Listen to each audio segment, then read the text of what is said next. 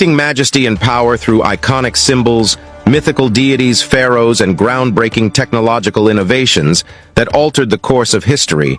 We have grown accustomed to regard Egypt and Sumer as the earliest and most sophisticated civilizations ever recorded.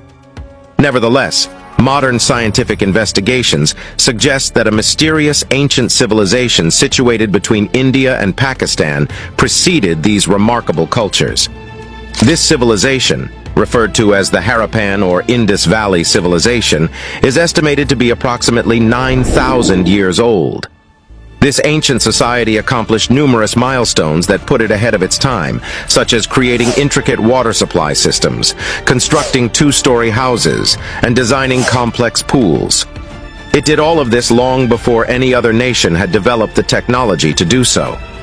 Remarkably, in the entire duration of its existence, the Indus Valley Civilization never went to war. However, around 1300 BC, the civilization vanished abruptly.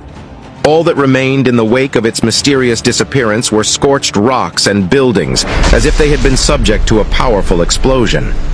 The area where the civilization had flourished appeared to be contaminated with radiation, and the streets were littered with the remnants of the society's inhabitants, as if they had been taken by surprise by an unanticipated catastrophe. The enigma of its disappearance has led some scholars to consider the possibility that the Indus Valley Civilization could have perished in a nuclear war. But how could a weapon that was only invented in 1945 be the cause of the disappearance of a whole civilization? 2 centuries ago, a curious explorer named Charles Masson journeyed to the Punjab province in what we now call Pakistan. There, he stumbled upon the remains of a once prosperous ancient city. Upon further investigation, it was discovered that this city was Harappa, one of the capital cities of the Indus Valley Civilization. The city dates back as far as the Bronze Age, having been established in 2600 BC. However, deeper excavations revealed that the civilization's earliest settlements existed there as early as the 7th millennium BC. The Indus Valley Civilization's territory encompassed the entirety of the Indus River Valley, with an area of approximately 1 million square kilometers. At its peak, the civilization had a population of almost 5 million people, which is greater than the combined populations of its 3 contemporaries, Mesopotamia, ancient Egypt, and ancient China. Nearly a century has passed since the unearthing of Harappa. The world has witnessed yet another extraordinary discovery in the field of archaeology. In 1922, a team of archaeologists discovered another capital city of the Indus Valley Civilization, Mohenjo-Daro. Situated close to the Indus River, this ancient city stands out as an impressive example of urban planning and rapidly gained widespread recognition as the most prominent Harappan city. While a team of archaeologists discovered the remains of Mohenjo-Daro in 1911, it was Sir John Marshall, the Director General of the Archaeological Survey of India, who led systematic excavations from the 1920s to the 1930s. Initially, the archaeologists were uncertain about what to name the city, but as they found scattered skeletons throughout the streets and houses, they ultimately christened it Mohenjo-Daro, which translates to the Mound of the Dead. By the standards of the 2nd millennium BC, it was a city ahead of its time, boasting some impressive inventions that are still in use today. The residents of this city possessed expertise not only in urban planning but also in agriculture, metallurgy, and written language. The city's layout consisted of organized grids, and each house included distinct rooms for different activities. One of the most notable achievements of the Indus Valley Civilization was their mastery of water control. It's easy to assume that populations from over 4,000 years ago used crude methods to manage water and meet their various needs, such as transporting water in buckets or using holes in the ground as toilets. However, this was not the case for the Harappan civilization. The houses were equipped with a plumbing system and a separate sewage system that ensured water circulated efficiently throughout the city. Furthermore, the city boasted over 700 water wells and an intricate sewage system that facilitated the harmonious flow of water. The city was divided into 2 parts, with the lower part being residential and the streets being built in a uniform pattern from north to south and east to west. Along the buildings, there were jugs used for disposing of waste, which was similar to modern-day garbage cans. The upper part, known as the Citadel, was an architectural marvel that included a grain silo and a trading quarter. It was also in this part that they constructed a great bath, spanning 900 square feet, that they filled by pumping water from the Indus River. Remarkably, this structure predates the well-known Roman baths, which were built around 70 BC by over 2,500 years. It turned out that this lost civilization implemented one of the earliest known sanitary systems in the world. Despite its impressive advancements, Mohenjo-Daro was not built to protect itself from enemy invasions, but rather to safeguard against floods. The city was surrounded by a high wall, and historians believe that in case of danger, the citizens could take shelter in the citadel. Interestingly, the Indus civilization did not possess any weapons or an army, yet it engaged in active trade with its neighboring civilizations, such as Mesopotamia. Mesopotamian tablets from 2600 BC mention trade with a faraway land that brought gold, silver, and copper to Mesopotamia. This indicates that the Indus civilization had a prosperous commercial fleet and developed cities with precious metal mines. Despite its wealth, the Indus civilization did not become a target for any invaders, and historians suggest that its leaders had mastered the art of diplomacy. Despite attempts to explain the sudden disappearance of the Indus civilization in 1300 BC, the exact cause remains a mystery. The most widely accepted explanations can be divided into two camps. The first theory is that the cities were invaded and their inhabitants were massacred by outsiders. This theory gained traction due to the discovery of human skeletons found in the ruins of Mohenjo-Daro when excavations began in the 1920s. These remains were found in strange positions, leading some experts to believe that they were victims of an unconventional burial ritual or were attempting to flee from something or someone. However, while some have attributed these deaths to ancient Aryan invaders, there is a lack of evidence to support the theory, such as signs of burned fortresses or remains of weapons and armor. On the other hand, some researchers believe that the end of the Indus Valley civilization was due to more natural means, such as a flood or severe drought. Researchers believed that this natural disaster continued over time and that the inhabitants endured as much as they could, even changing a large part of their diet as evidenced by the food found in the area. However, a new theory was proposed when researcher David Davenport studied the excavation site of the 40 bodies in 1977. He found a hollow 50 meters in diameter where the rocks inside appeared to have melted and turned into a glassy mass. The temperatures required for this kind of transformation are estimated to be at least 1500 degrees Celsius, leading some to believe that an explosion on par with that of a nuclear bomb occurred in Mohenjo-Daro. In Rajasthan, northwest India, archaeologists made a remarkable discovery, a layer of radioactive dust.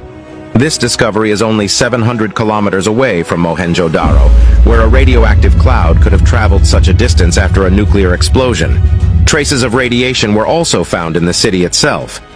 Researchers measured the radiation background of some of the body remains and found out it was 50 times above normal.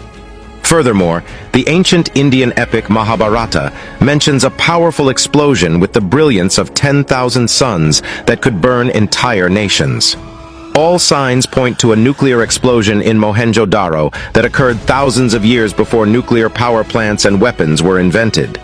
However, how is this possible? The mystery might be solved by looking into the Oklo uranium deposit in Gabon, Africa. In 1972, uranium processing plant workers in France noticed that the ore from the Oklo mine was slightly different. All deposits on Earth store the same amount of uranium, 235, which always makes up 0.720% of the material's mass. However, Oklo contained 0.003% less than that. This means that uranium was somehow stripped of around 200 kilograms of uranium, 235, enough to make almost 5 nuclear bombs. But where could this uranium isotope have gone? Professor of chemistry at the University of Arkansas, Polk Rowe, calculated that 2 billion years ago, the proportion of uranium-235 in the deposit was as high as 3%. This was enough to turn the Oklo mine into a natural nuclear reactor. Rowe assumed that such a reactor operated in cycles. When groundwater reaches the deposit, it would turn on for half an hour. When the water evaporated because the reactor heated up, the process stopped, resuming again after about 2.5 hours. These cycles went on for 500,000 years, and during that time about 10 tons of uranium-235 decayed in the Oklo natural reactor. Assuming that such a reactor existed somewhere close to Mohenjo-Daro, it might have caused the nuclear explosion that destroyed the Indus civilization. Interestingly, the nuclear explosion in Mohenjo-Daro may not have been an accident. 1,000 years after the disappearance of the Indus civilization, the ruler of the Maurya Empire, which emerged in its place, decided to create a secret society.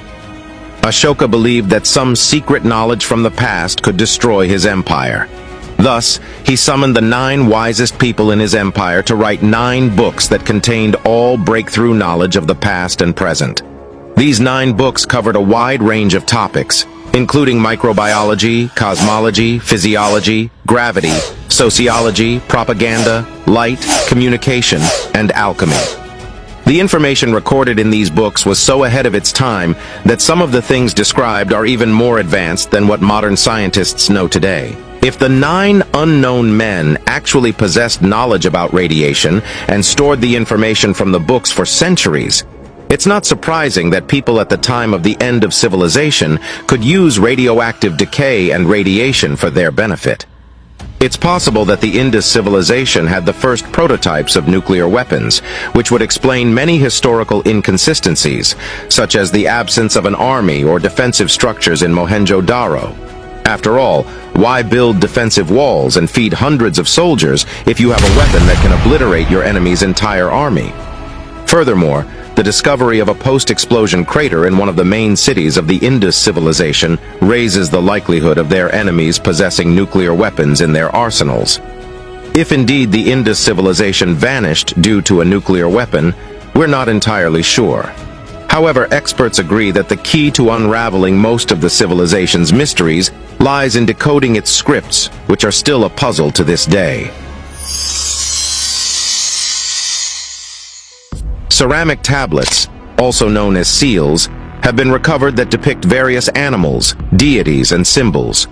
But the meaning of the strange hieroglyphs and the purpose of the tablet remains unsolved. This prompted a $10,000 cash prize to anyone who can decipher a Harappan text of around 50 characters since 2004. However, no one has managed to crack the code yet. While hundreds of symbols belonging to the Harappan people have been found on a large number of craft objects of all kinds, including ceramic and metal handcrafts, the majority of these symbols depict animal and human figures.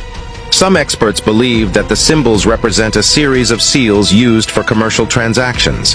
However, the short length of the inscriptions, with only 4 or 5 symbols drawn on small surfaces about an inch long, is a major challenge for decoding the script. Even the longest known Harappan script doesn't reach 30 characters, which is much shorter than the writing systems of other ancient civilizations. The absence of any multilingual inscription is another significant hurdle in deciphering the Indus Valley texts. This means that there are no texts written in 2 or more known and unknown languages that convey the same message. The Rosetta Stone is a perfect example of how multilingual inscriptions can help in deciphering ancient scripts. It contains text written in 2 forms of Egyptian script and 1 in ancient Greek script, which greatly aided in decoding the language of ancient Egypt. Unfortunately, such an inscription has not been discovered in the case of the Indus Valley civilization. One thing we do know for certain is that the Indus Valley civilization came to an end around 1700 BCE. If you'd like to try solving those Harappan scripts, smash that subscribe button until our next story.